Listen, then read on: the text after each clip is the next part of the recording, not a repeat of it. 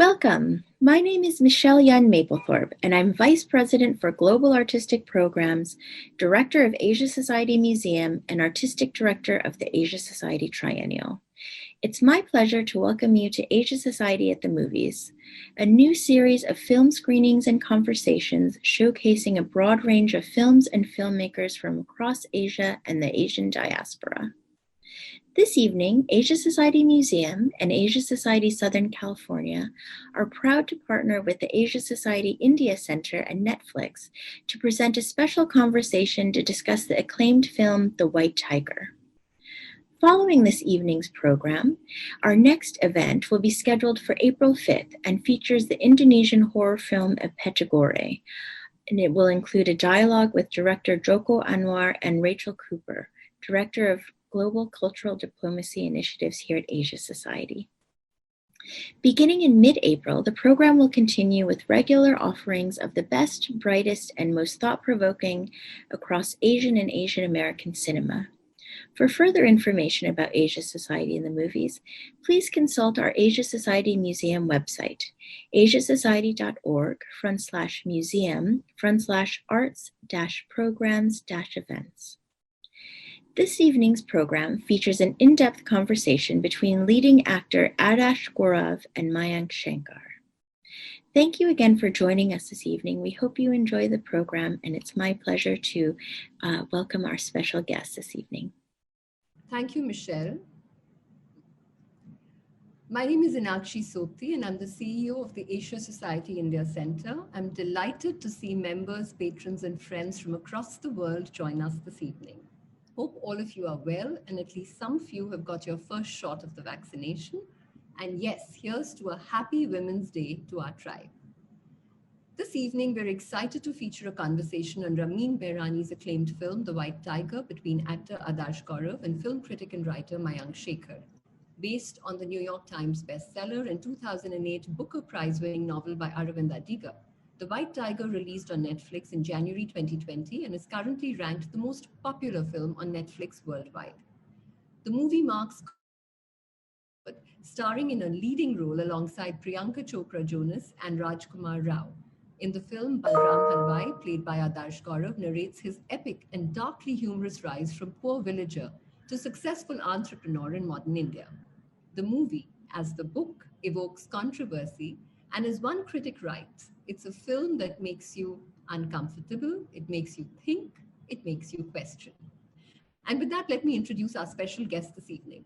Adarsh Gaurav is an actor, singer, and songwriter who was born in the steel city of Jamshedpur and spent his formative years in Mumbai. He's been acting since he was in his teens, and over a decade-long acting career so far has been part of more than 50 TV and digital ad campaigns. His first role was in Karan Johar's My Name is Khan, starring Shah Rukh Khan. He subsequently acted in Anurag Kashyap's Madly, starred in the critically acclaimed thriller Rukh with Manoj Bajpayee, and played an impactful role in Sridevi's Mom. Adarsh has also been part of popular web series such as Leila, Die Trying, and Hostel Days. Mayank Shankar is the first film critic to win the Ramnath Goenka Journalism Award. His last book, Name, Place, Animal, Thing, was a critically acclaimed Amazon top title. His ongoing podcast, Sit with Hitlist, has won multiple prizes. On TV and online, Shankar has hosted shows on NDTV 24/7, NDTV Prime, ABP News, Book My Show, BBC, and other platforms. Part of the founding leadership team of the Mumbai Mirror, Mayank has also served as national culture editor with Hindustan Times. He's currently entertainment head with Midday Newspaper, where you can follow his writings and his weekly column, MS Word. And now for a bit of housekeeping. For all those on Zoom, please do post your questions in the Q&A box and your comments in the chat box. And for audiences joining us on Facebook, please drop them in the comments section. I would like to thank all of you for tuning in. Keep following the Asia Society on YouTube and Facebook, and on Instagram, Twitter, and LinkedIn for updates on upcoming events from across our 14 global centers. Mayank, over to you. Hello and welcome to Asia Society at Movies. As mentioned by Nakshi, this is Mayank Shankar, your host for today. And with me, our special guest, as you already know, is someone who in many ways you would describe not just in India, but also internationally as the breakout movie star of the season, the lead actor of The White Tiger. In fact, the White Tiger himself. Ladies and gentlemen, give it up for Adarsh Gaurav. Adarsh, thank you so much for joining in. Thank you so much for having me, Mayank, and thank you, Asia Society, for giving me this wonderful opportunity to have this conversation with you. Well, Adarsh, so far as I've been told, there are guests or audiences plugging in from various parts of the world for this conversation. And these are guests, of course. And one of the things, and you're in Bombay, if I'm not mistaken, Adarsh, you're in Bombay. Yes. I'm in Bombay as well, in India, both of us. But there are people from America, it's early morning for them, and of course, others also pouring in. Now, one of the things about Indian culture is that, when you hear the cawing of the crow outside your window, you're basically asking for guests to come in.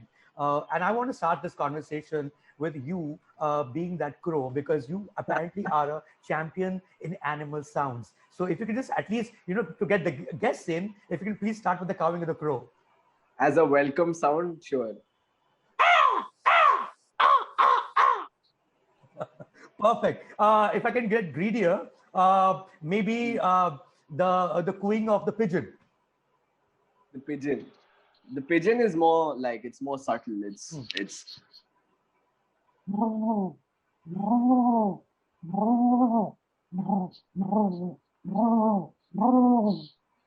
Perfect. Should we get to the dog?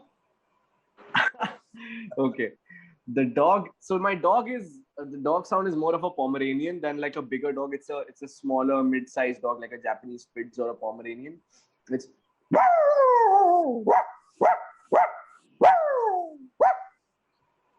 Perfect. I mean, I'm sure the Pomeranian is a perfect one, because, the bad guests are not being allowed in. The crow has made sure all the guests are in. But coming to you, Adarsh, and that's a great introduction. It doesn't get better. You arrived with these sounds, multiple sounds, and those are your multiple talents also. But, the last we spoke, and it's been about 6 weeks since, and that was when The White Tiger released. And it was, in many ways, all we expected it to be from your perspective, for sure. You have arrived in a real sense. Now in Bollywood, or the Bombay film industry is called, when someone arrives, a few things happen, right? Like, for instance, one of the things that I've noticed over years is that someone usually gets a letter from Amitabh Bachchan, a signed letter, and, with a bouquet that arrives in their house. Or there's usually, of course, now there are lots of tweets that happen that, that they point to that performance or that actor that everyone's admiring.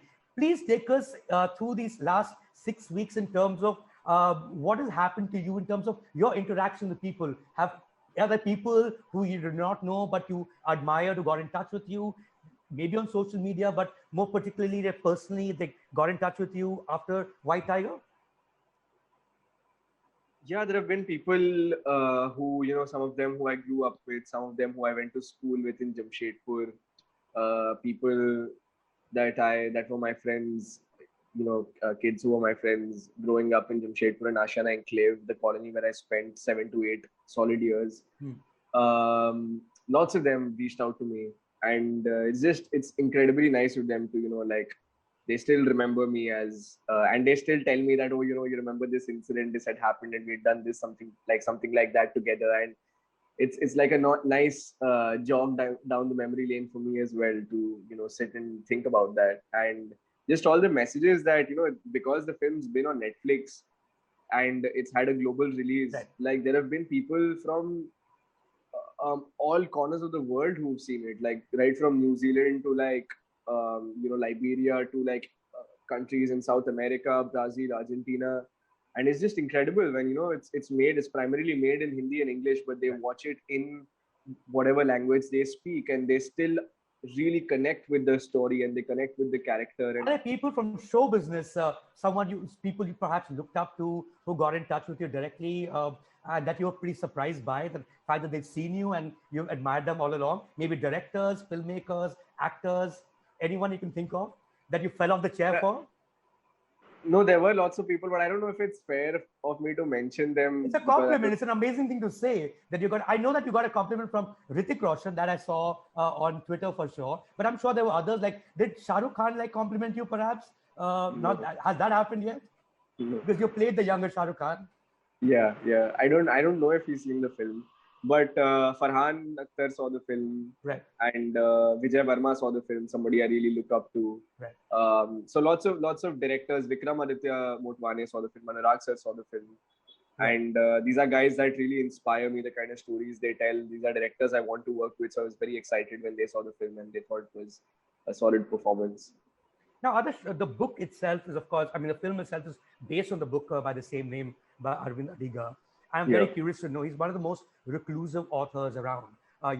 While this was a breakout book for him as well, but you rarely see him at literature festivals. You rarely see interviews of his. I'm very curious to know, did he reach out to you? Did Arvind Adiga reach out to you after the film, maybe said a few words? Did you meet him before the film? Do you have any idea who he is? No, I've never met him. All. I've never spoken with him. Yeah, maybe, as you said, because I didn't even know he was a recluse. So maybe that's one of the reasons, right? He maybe wants to keep to himself, likes to do that. So I don't know if he's seen the film or not. Also, honestly, Wow. He must have, because he's Ramin's the very close friend of Ramin, so he must have seen the film maybe. But you're not curious to like meet the author who wrote that part that you put in everything to? Now that you're telling me, I'm like, shit, I should have reached out to him, because he's a big author. Of course, he'll be a very busy man, but maybe I should write to him and I should tell him how much his book has inspired me and moved me. Yeah.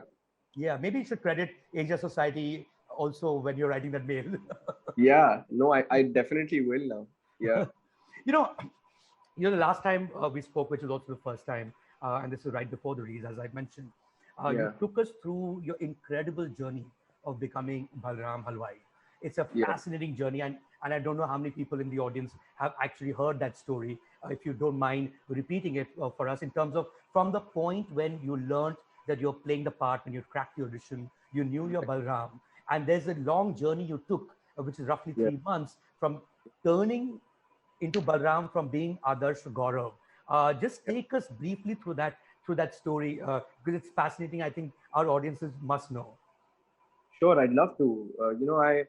When I got the opportunity to audition for the film, it was my first audition with Tess Joseph, and at that point in time, my only thought was to give a good audition so that Tess would call me for something else in the future too. Because even thinking that I would be eventually playing Balram, that thought seemed bizarre in my head. So I just tried to give a good audition, and luckily I'd read the book. It was something I'd read when I was 14 years old, so I knew the backstory. I knew Balram's character arc, his journey. And 5 rounds later, I think a month later, almost after 5 or 6 rounds, Ramin went back to New York and gave me a call and said that he'd want me to play Balram. I was in complete disbelief, honestly. And the first thing that I decided I need to do was I wanted to drive for somebody, actually.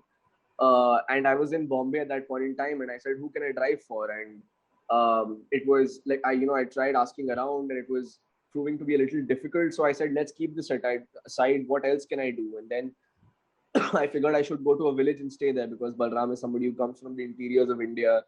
And it's very different, when you see and meet people who've never had that exposure to be in a city, the way they think, the way they walk, everything.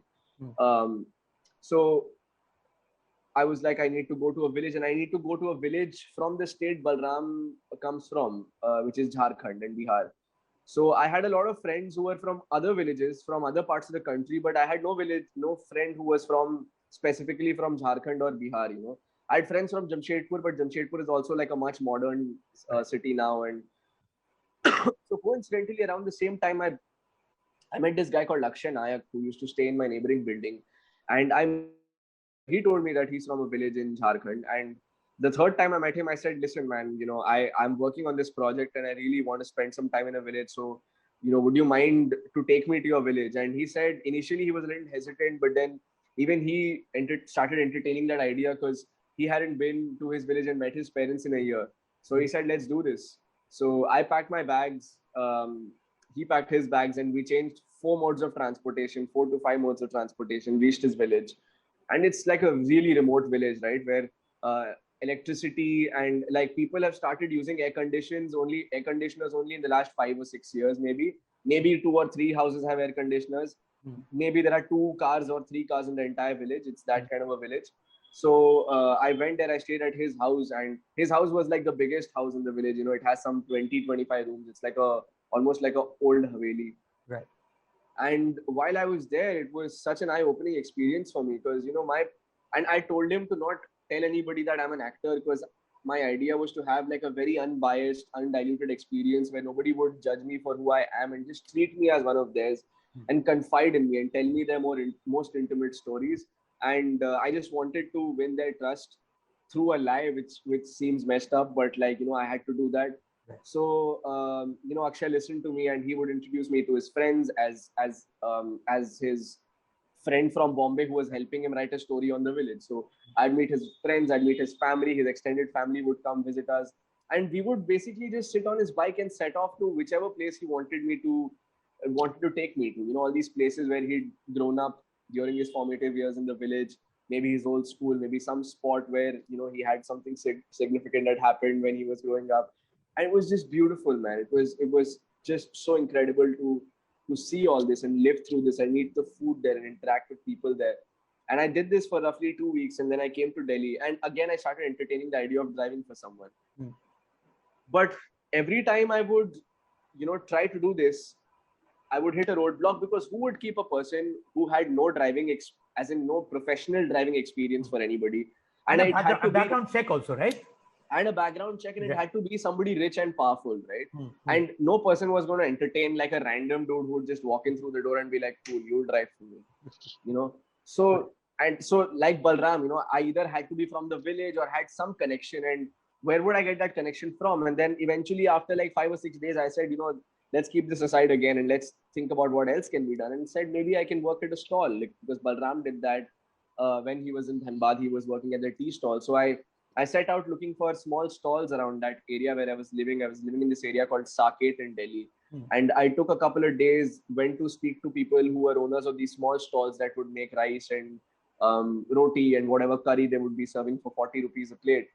And for 2 days, I was going to different stalls, and everybody wanted to see my ID card. And I didn't want to give my ID card away, because I didn't want to introduce myself as Adarsh. I wanted to introduce myself as Balram. And I was looking very different back then. I'd grown out my beard, grown my mustache. My hair was very unkempt. I wasn't having baths very regularly. So finally, on the 3rd day, I found this one person who kept me without looking at my ID card. Right? And he agreed to pay me 100 rupees a day. I had to clean plates, run small errands for him, and keep the place tidy. That's daily wage, I'm presuming. You get that's daily 100 wage, rupees at the end of the day. 100 rupees a day, which roughly translate to $1.5 American dollars. And I had to basically do these things for him. And I would go at 8:30 in the morning and come back at 7 in the evening. And I had a solid backstory cooked up just in case he would decide to follow me or something. Or, he got curious, obviously. He was like, why are you doing this? Who are you? And I told him that my uncle is a painter who paints walls in Delhi, and that I'm learning English because I want to eventually work at a call center and make more money in life. So I need to go back home at 7 so that I can study. But I actually had to go back to my hotel to read the script and think about that. So I had this solid backstory cooked up, and I would leave at 7, go back to my hotel. And it was a very amusing situation for the hotel staff, because they didn't know who I was. Because I think the manager had changed after the day that my production had put me in that hotel. So this new manager was very confused about my identity. I got stopped at the entrance a few times because of my clothes. And then I had to show them my card. And then again, after 1 hour, I would come down to buy the salad from, the neighboring, like there was a mall right next to me. So I had to buy my quinoa salad because I had to stay very... Which hotel was this, Adarsh? This was... I'm feeling sad for the staff, actually. This was called some Sweets. It was right next to Saket Select City Mall. Okay. It's not that hard to Google that, right? Some next to Saket City Mall. Select City Mall. Right. So I would go in the evening to buy my quinoa salad from Select City Mall, and the hotel staff would be shocked looking at how different I was looking in the evening, right? Because in the evening I would be looking like Adarsh. So it was like that Chachi 420 kind of situation, and the manager got me followed a couple of times to my room to check if I was actually staying there or if I was just fooling them, or I was an intruder of some kind. And I had lots of these experiences where I'd be walking on the road, and I was once walking towards my hotel, and this guy who was transporting these iron construction rods, he saw me, he called me out, and it took me a second to realize he was calling me. So I looked back and I realized he's calling me, and I said, "Man," he said, "Haan, tum idhar aao." And I said, "Yes." And he said that, "Yeah, help me lift these rods, and I'll pay you $20." And at that juncture of my journey, I realized that now I'm Balram because I haven't even opened my mouth. I haven't even said anything, but just the way I am, this guy has formed an opinion on who I am, and that's the sad reality of all of us, right? Because the way we dress and the way we look and the kind of clothes we wear, people form an impression on who you are. So he just formed an impression that I'm somebody who can be called and can be given 20 rupees, and it felt weird and good in a way. Good because I was finally like, now I'm sort of heading in the right direction now, and he gave me 20 rupees. I cut my hand while doing it because I'd never done it, and they were really sharp iron rods. So the next day I reached with like a massive cut on my forearm, and Ramin was like, what have you been up to? And yeah, I had a lot of these stories. And so were you also talking like how Balram did in the film while you were out and about? Yeah. You had the all same the time, accent, all with the half time, an accent? all the time. Right from the time I left Bombay for the village. Right. Since that day to the day we finished filming, I just spoke like Balram the whole time. Even to Ramin, my English was not how I'm speaking to you right now. It was closer to what Balram. I had to be a little more clearer than Balram because sometimes it would be a little difficult for him to understand if I got too. So sometimes I would make it a little more neutral. I had that awareness. Of course, you have that awareness. But yeah, like mostly it was always that. I mean, there were people on the film who had no idea who I was till they met me in Bombay a few months after the film got over. Because they were very curious they would always be like, is this Adarsh or is this Balram? And then they met me a few months later in Bombay and they were like, holy shit, dude, you're so different in real life. And I said, of course I'm different in real life. What I find fascinating, equally fascinating, Adarsh, and that's because you're a young man starting out in many ways, broken in a huge way. You've been to drama school, if I'm not mistaken. Now, one of the things that a lot of professional actors warn you against is don't go too deep, dude, because every time if you go that deep, every time you're going to put in that much, it's going to be much harder for you to get out of it. Was it hard for you to get out of the part eventually when you put in so much where you just transformed into Balram? Did it become harder for you to like just go back to being Adarsh? I don't know if it's hard or what. I mean, consciously, of course. I mean, what is done to you subconsciously, you won't know. Whenever you play, I mean, you're becoming another person, right? You're not just trying to imitate somebody. It's not mimicry.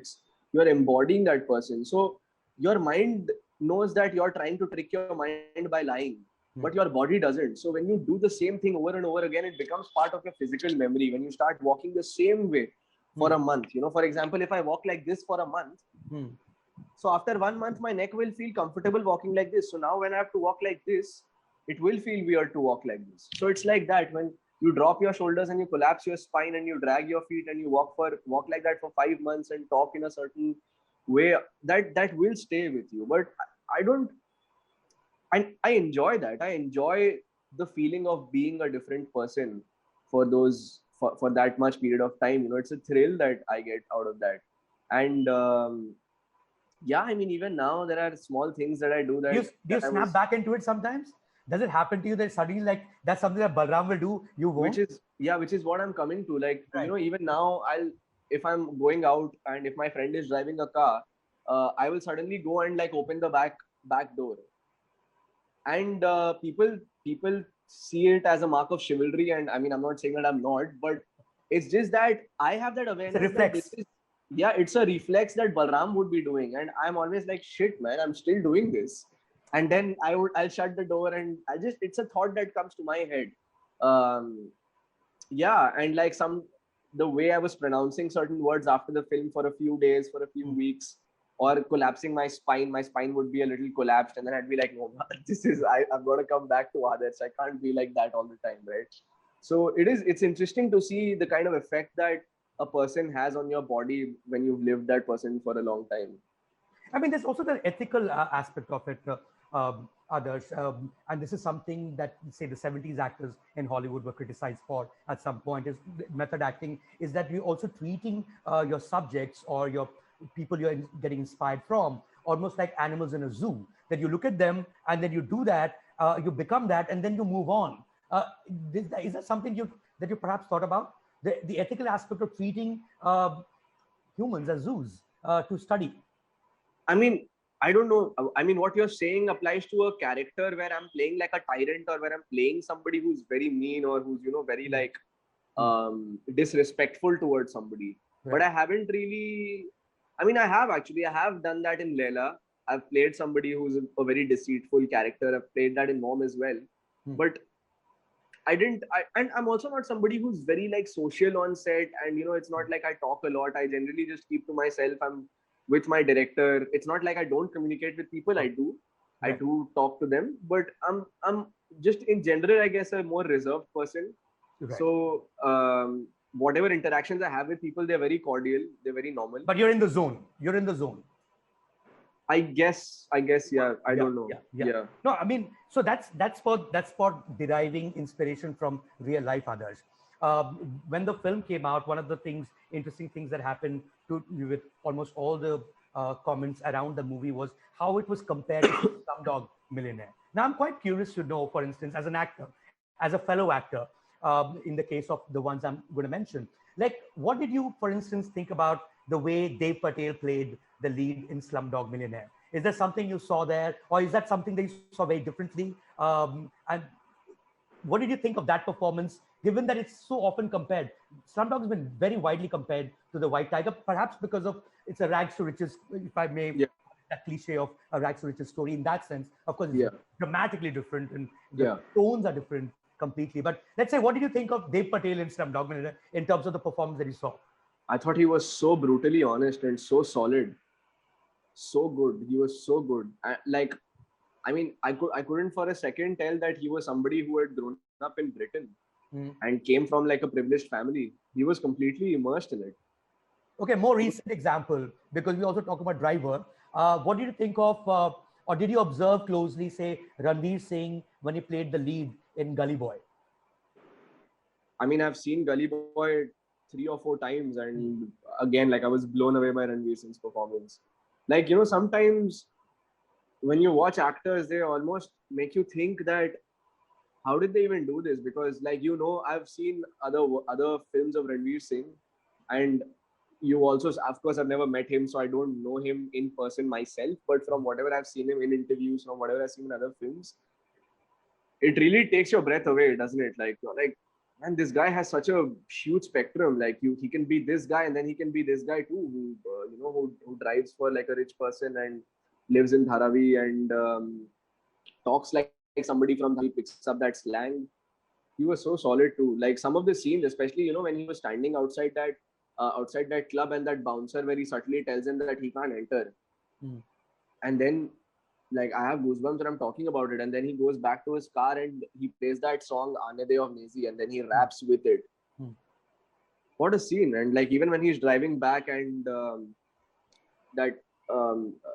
guy who he drives for, his daughter is at the back. Who's crying at the back. Yeah. She's crying at the back. And, like, he empathizes with her.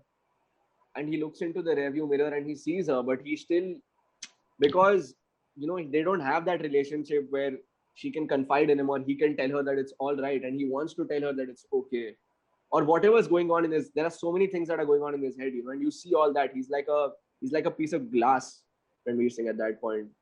Just see through him. It's beautiful, so powerful. I mean, we first the world, of course, first saw you in a way, as we keep talking about it as the breakout performance, and of course it's not just a cliche to say, but you've been actually around others for over a decade yourself, in some form or the other. Your first role was in My Name Is Khan. That was in 2010. This is 2021. You played the villain in Mom. I remember you now from Rook. Of course, I did not remember any of this until that scene, because that transformation was complete. Are there more films that you can tell the audiences that they should discover you also now, because you've actually done a lot of work, but we may not have seen it? Is there stuff that we should go back to and watch? No, you mentioned everything. I mentioned all. Yeah, Rook, Mom, Leila, Hostel Days, died trying this show with Kenny Sebastian that I'd done. Yeah, and lots of ads and stuff. Yeah, but like. Are there any big parts, others, that you got close to getting? Because Rook was the lead part again, that and Manoj. Is there any part you remember that you wish you'd got, that you were very close to getting, and then we saw someone else? Because it'd be lovely to imagine you now in that role. There are so many parts like that. I don't know if I was close to getting it or not, but I was one of the shortlisted people. Now, I don't know how many people gave the audition, how many were shortlisted. I honestly don't know that. But I don't want to, like, I don't like to talk about it because I feel like the person who eventually got it worked so hard and was so deserving, which is why he got that part. And I feel like I'll do disrespect and dishonor by talking about it and getting that attention away from whatever he's created by putting in a lot of effort. So of course, as an actor, you do audition for everything under the sun, whatever basically you fit in.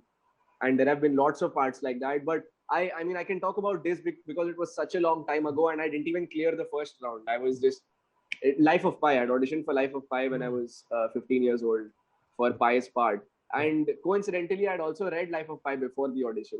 So I knew the story. My mom... that Suraj Sharma eventually did. Yes. Right. But I didn't even get past the first round. I was horrible at the audition. And I'm sure I was.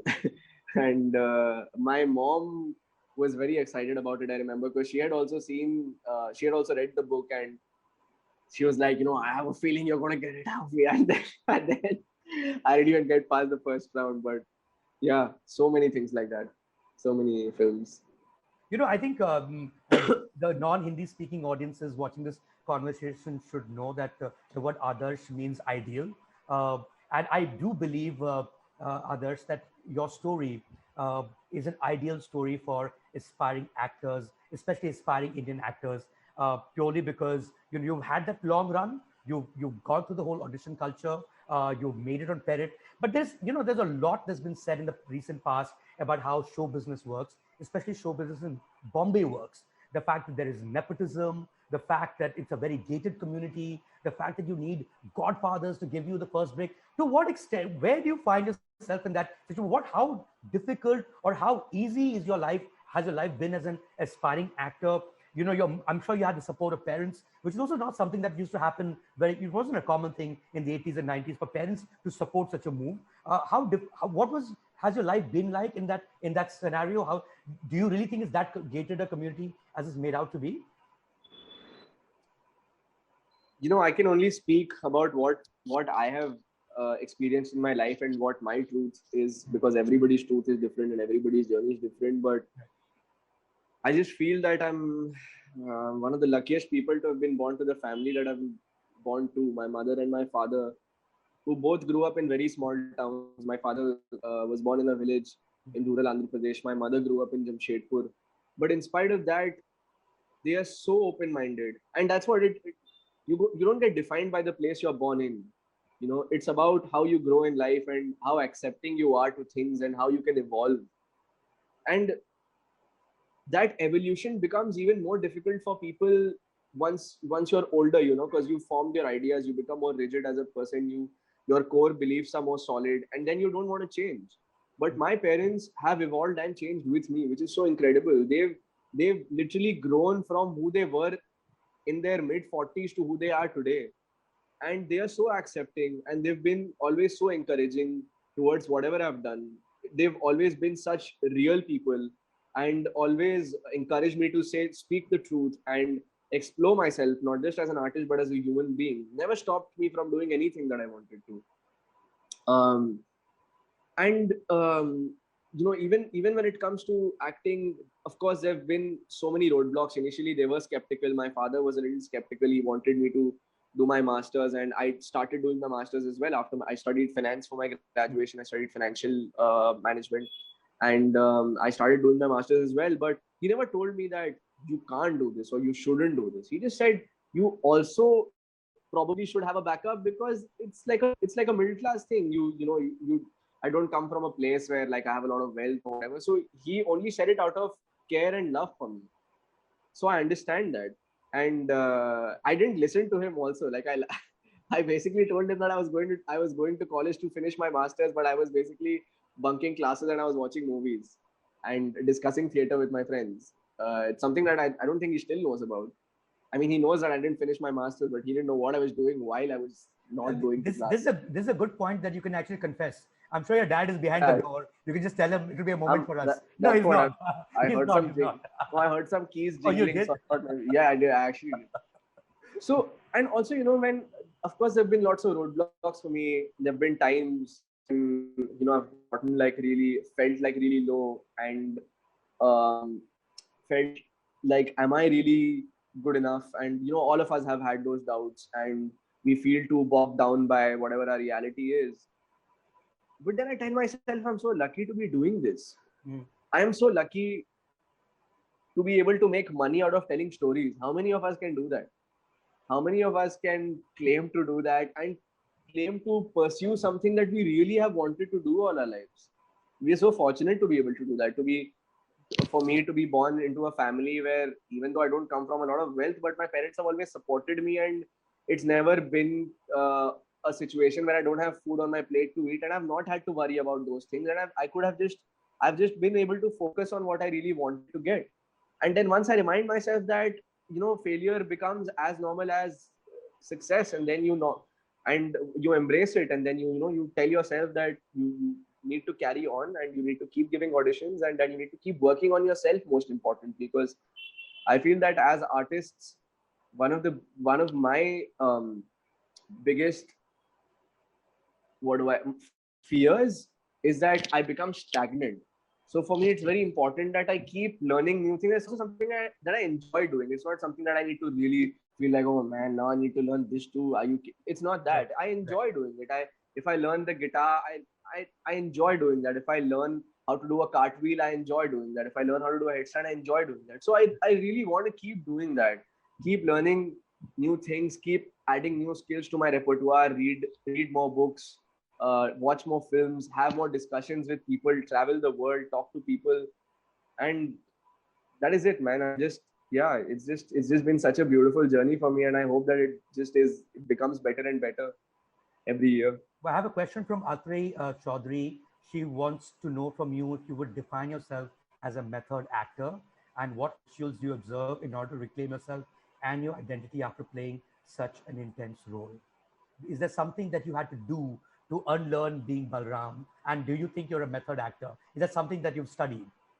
No, so I haven't studied Stanislavski and I haven't studied Stella Adler. So I can't tell if I'm a method actor. I have my own methods which have come through trial and testing. I've done a few things, they haven't worked for me.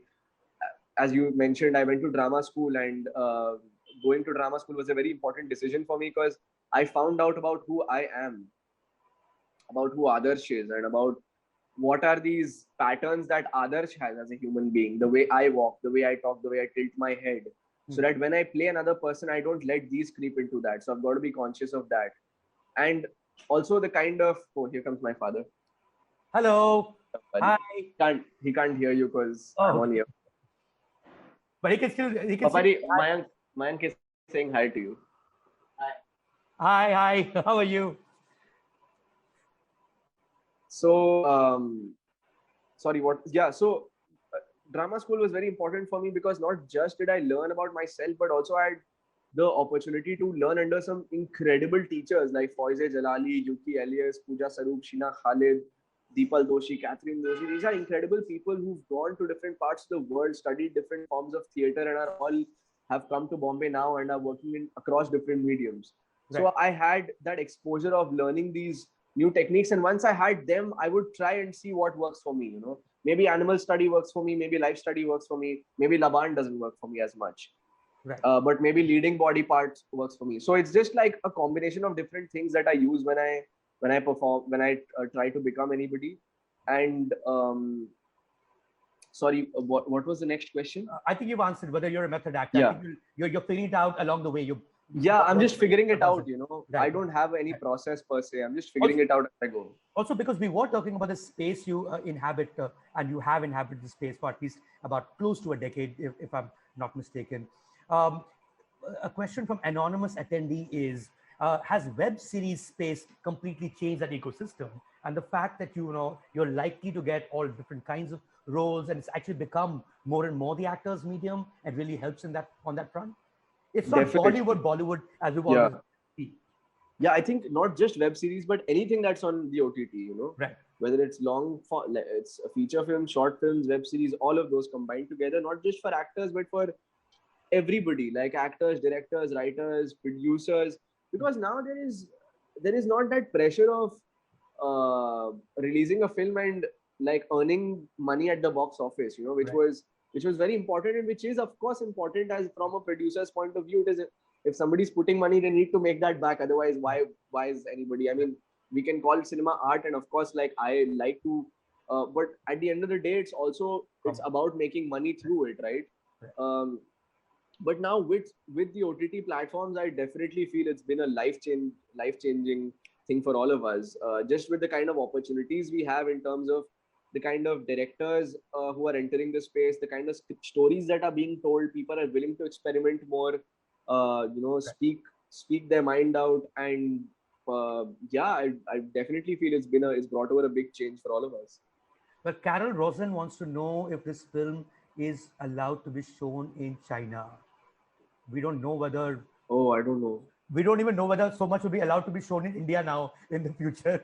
So, well, I Yeah. guess Netflix can answer that question. I think Google can answer that question better too. But I think a larger one, which has also come up from anonymous attendee, and this is something I'm sure you've sort of read after the release of White Tiger, and a lot of Indians specifically saw this film as an indictment of India in a certain way, as a Western gaze, as poverty porn. Is that something that you felt was kind of unfair as a criticism? It's not like you put up sets or something. It was a true story. True story in the sense of it uh, being based on the reality that we see around us. What do you think of the criticism? It is based on the reality. Of course, it's based on how Arvind Adiga saw the world in 2005 when the book was written. It's based on a book. The fact is that people have their own experiences and the way they look at life because of certain things, right? The place they are born, the kind of family they come from, the kind of privilege that they enjoy, all of that. Also, when you see a lot of a particular thing, you get desensitized to it.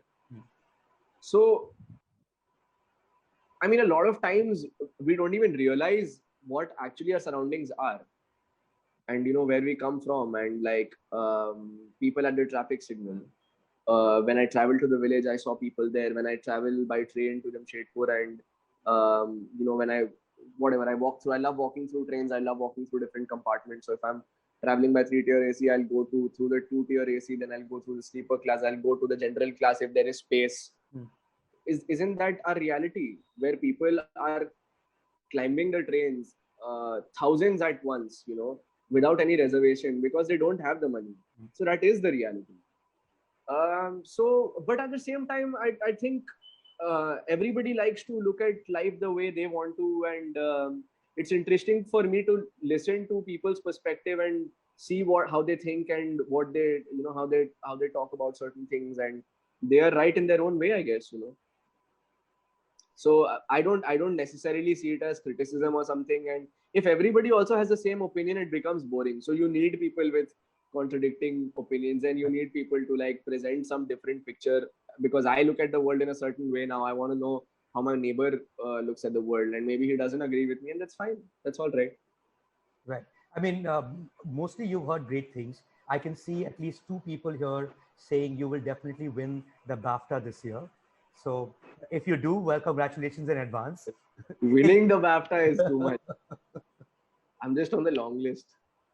But is that something that was there in your mind, Adarsh, because of the scale of the project? Something I spoke to Mukul, and of course you were also there when we were having the conversation, and they had in mind that we should definitely travel that far, and the fact that it was being compared to Parasite. Is that a movie that you enjoyed, by the way? Parasite? What do you think of Parasite? Loved it. Loved the unpredictability of the film, of the story. No, but it's not something I thought of. I mean, to be honest with you, the only thing that I thought of was because, when we were making the film and I knew that a lot of Ramin's films had premiered at Venice and had traveled the world. So at that point in time, sometimes at night, while sleeping, I used to be like, maybe next year I'll get to travel to Europe. And I was just thinking about a Euro trip, about going to Germany and going to, hopefully having some time and having some money saved and go to Amsterdam and then go to like West Berlin and like whatever, like just travel across Europe, go to Eastern Europe. And I was just thinking about that. I wasn't thinking about anything else. I was just thinking about, I was getting excited that I would get to travel with it. That's it. But that's obviously after you've shot the film and all those things are done. Yeah. After, right. Like while shooting for it. Yeah. What was the toughest thing that you had to do, Adarsh, while shooting for the film? Is there a toughest scene? I think a lot of people who are watching this conversation, and I'm going to make this 3-4 questions about scenes so that when they go back and watch the film again, they can see a different lens and perhaps your lens. What do you think? What was one of the toughest things, scenes that you had to shoot for the film, and what happened on location? There were some scenes, but it was in particular the voiceover that was the most challenging for me. Because the voiceover is very tricky. It's the Bangalore Balram that's doing 95% of the voiceover, and 5% of the times it's in the present time voiceover when it's Balram's headspace and it's not the voiceover. So it's a little bit of both. What was really challenging for me to narrate the story through the voiceover and not make it boring, because it was something that I'd never done. It was completely new for me. I didn't know if I could hold people's attention. I didn't want it to be boring. Sometimes I would, and again, I was just so lucky that Ramin gave me so much time to do it. So basically, the first time that we attempted the voiceover was when we were shooting it. We had booked a studio in Delhi. It was a Sunday. We had shot for 5 days, and the Saturday was a turnover. And Sunday, I'd gone to the studio, and we just tried doing it. Nakul, who is the sound designer of the film, me and Nakul Ramin. Kamte, right? Yeah, Nakul Kamte. Right. So we tried some things, and it was really terrible. Like the way I did it was really terrible. And then Ramin was like, "Don't worry about it. I was just trying things out." And this was pre-COVID time. Remember, this was 2019 November. So he was like, "Don't worry. You're coming to." I was supposed to go to New York in 2020 June. So he said, "You're coming to New York. We'll do it together. You'll come for a month. We'll have lots of time." And then a month later, COVID happened. And then we were like, "Oh shit, now what do we do?" Because now Ramin couldn't come to India. I couldn't go to New York. And it was very important for Ramin to be with me through the process so that he could guide me, because this is something that I'd never done before, as I said. It was completely Ramin's field of expertise, and I had to be directed by him constantly. So then after a couple of months or 3 months, we started booking a studio here in Veera Desai in Bombay. And through Source Connect, Ramin would be present on my headphones. So I would say whatever I was saying through the mic, he could hear it in LA. And then he would be like, this doesn't sound right. Maybe try this differently. Maybe try that differently. And over a period of 6 months, we had some 15 to 20 settings through which we recorded the voiceover of the film. So that was the most challenging bit for me. And even after we'd done everything, I was still not sure about it. I was still like, man, Ramin, what if people go off to sleep listening to my voice? Because, when you keep listening to your own voice, it becomes very annoying for you. At least for me, like I can't watch myself for too long. I can't like hear myself. It becomes very distracting for me. So for me, I was just like, Ramin, I don't know. I'm not enjoying this. And Ramin's like, just trust me. It's not bad. And that was the most challenging bit for me, the voiceover thing. And apart from that, so basically what you're saying is the toughest thing that you did in the film is when you're not on the screen. Yeah, for sure. What is the toughest? Because you have to act only through your voice. That's your only instrument. Right. It's scary. What's the toughest thing that you did while you were on the screen? It was killing that cockroach. Because I'm very comfortable with all animals, right? But the moment it comes to cockroaches specifically, or anything that has an unpredictable trajectory of flight, cockroaches with wings do that. They just fly in like in any direction. Like, you'll be sitting and the cockroach is there, but they'll fly like right here. So we had actually had a jar full of cockroaches, like some 40-50 cockroaches that were stored overnight for that scene. And then the lid was opened, and the mosquito net inside which I was sleeping had a lot of holes. and those cockroaches were just poured in. And I, at that point in time, I'm going through a transition where I'm thinking about the murder. So I'm becoming more and more numb to things. I'm becoming more edgy, and the fear is, it's dissipating. I'm becoming more sure of what I'm going to do. So that fear of the cockroach can absolutely not be seen. Right. And I tried. That was one of the rare moments where I completely came out of like, I mean, I don't think like others came out. I said, I can't do this.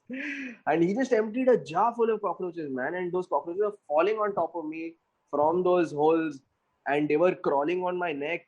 And these huge cockroaches, they weren't small. So I was terrified, honestly. There's so many of them. Did you not make some animal sounds to scare them off or something? The cockroaches are going to survive a nuclear holocaust. That's I true. doubt me making animal sounds is going to do anything. But one more scene that I was really, that scene where I look at that man who's basically relieving himself out in the open, and then I drop my pants and I do that too.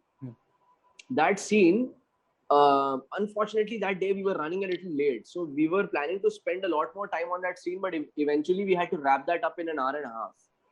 So I felt when we did that scene, I couldn't give my best, because sometimes, you get stuck as an actor, and like whatever, in your head, you live the moment or whatever you plan. And then when you actually have to laugh, like when you actually have to cry, sometimes you just can't cry. It either happens or it doesn't happen. You take yourself there, but you can't cry. So I took myself to that place wherever I had to be mentally, but that laughter just didn't seem like it was coming from here. And I just kept going up to Ramin after every day. I'm like, Ramin, I don't know what I'm doing. I'm sorry. I think I'm wasting your time. And he was like, no, just don't overthink. Just do it. We kept pushing myself. And I had a lot of these moments. I constantly have that. And so that day I was like really like irritated with myself, and I went to Paolo, our DOP, and I was like, Paolo, just tell me honestly, you think I was okay? Just tell me that I was shit. And he was like, why are you putting words in my mouth? You weren't shit. You're all right. And yeah, I had a couple of moments like that.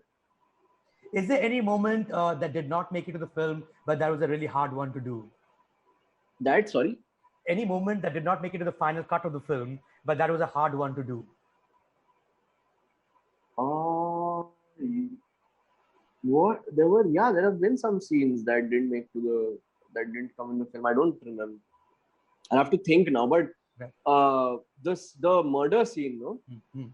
That rain that you see is artificial rain. We were shooting in the thick of winter in Delhi in 3 degrees, and we were shivering, because in India 3 degrees is, I mean, people who are watching this, India, there are some parts of India that get really cold towards northern parts of India, but for majority of the people in India, 3 degrees is like bone shattering cold. So we were doing that, and plus we had to be wet. So there were 10 people who were standing like around us, like, maybe 50 meters in radius, holding these hose pipes which were releasing water. And we had to get drenched, me and Raj, and basically I had to kill him.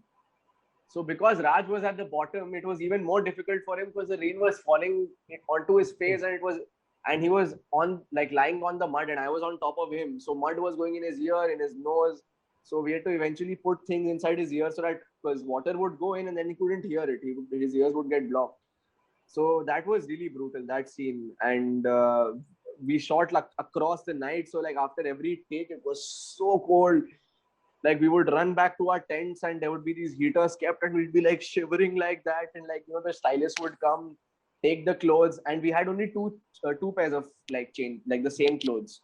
So I had 2 pairs of uniforms, and he had 2 pairs of whatever clothes he was wearing. So as soon as this would be taken out, that would be kept in front of the heater being dried, and then we would wear the next set, which was not dry completely, because it had just been used like 10 minutes ago in the previous take. So get into like these semi-wet clothes and then go do the scene again. So we did this for 2 days. It was shot across 2 days in 3 degrees temperature. It was really, really hard. I mean, this is of course a scene that you did with Rajkumar Rao, and you have quite a few scenes with him in the film. Yeah. The one that has become memorable to a lot of people is the part where both of you are in your room, or your little shanty room, as it were, and you're discussing music, and that's when you he breaks into a song and you break into a song. Take Yeah. me to that moment, Adarsh, because I was just told right before we started this conversation, that's a song that you came up with right before that scene. It's something that you Yeah. just composed right then. And you are, and the audiences must know, are a trained Hindustani classical musician, vocalist. You had a band of your own. Where did this song come from? You just randomly thought of these words, "Oh Murari," Oh. how it goes?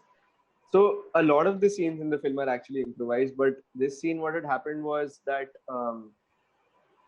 Raj, the scene was going normally, and then Raj sang the song. And then once Raj sang the song, in the first take, I had an impulse to say, in Hindi, I say, "Sir, ऐसी बात नहीं है, हम भी थोड़ा बहुत गाना गा लेते हैं," which in English is, it's not like that. Even I can sing a little bit. And he says, "Oh, really? Why don't you sing for me?" And I said, "Sure, I'll sing something for you. My granny wrote." So in the first take, I didn't say my granny wrote. I said, "Sure." And I sang a song which is from a Hindi film, which Mohammad Rafi, one of our legendary singers from India, he sang. So Ramin didn't know that song, or he probably thought that maybe he had heard it somewhere or something like that, because he's also from Iran. There's a lot of Bollywood music that plays there. So after the take, he called me. He's like, "Hey Balram, why don't you come? Is that song from an existing film?" And I said, "Yes, it is." And he said, "You can't sing that because there'll be copyright issues." And I said, "Oh shit! So what do we do?" So he said, "You're a singer." What did he sing originally? What did he sing in the film? Who, me? Yeah, what was that Mohammad Rafi song? Oh, I don't remember. I think it was I don't know. It was some song from the 60s or 70s. Sure. Yeah.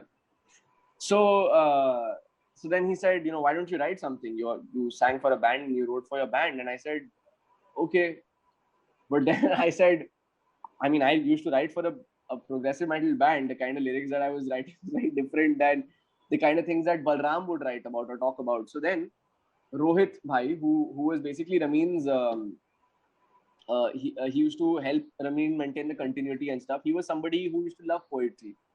So I went up to him and I said, "Rohit Bhai, why don't you write 4 lines for me? Anything that you like, anything that you feel that Balram would sing, and I'll compose it." He said, "Cool." So he just, in 2 minutes, he just thought about it and he wrote 4 lines, and I composed it right there. And then from the next take onwards, I started using that. And then I think in the third or fourth take, I also added, my granny taught me this to make it like sound more, more believable. Right. And yeah, that's how that happened.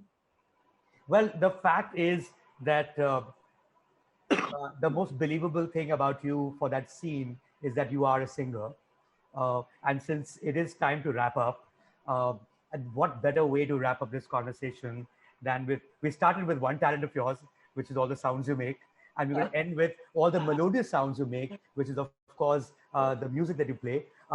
Play us or sing us a song, Piano Man. Sing us a song that you love or have loved over many, many years.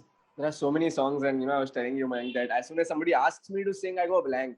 But I'll sing "Tum Ho To" that Farhan Akhtar sang in Rock On. It's a really nice song. I really like it, and it's easy.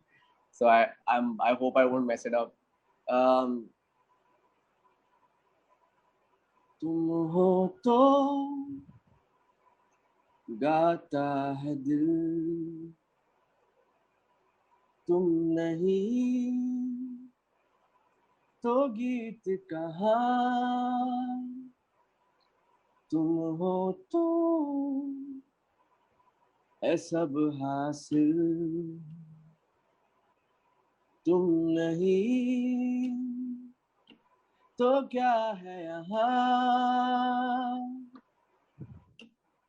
तुम हो तो है सपनों के जैसा हंसी एक समा, जो तुम हो तो ये लगता है कि मिल गई हर खुशी, जो तुम ना हो ये लगता है कि हर खुशी में है कमी, तुमको है मांगती ये जिंदगी,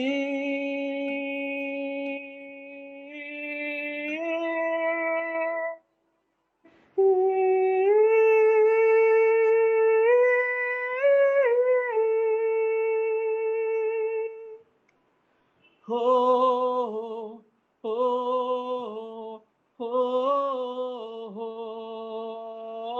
हो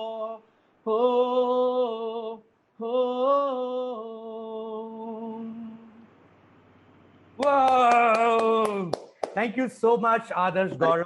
Wish Thank you you. the best for everything that lies ahead for you. Thank Thank you. you very much, Asia Society India Center, and hope to see all of you soon. Thank you so much. Thank you, guys. Thank you, man. Thank you, Asia Society.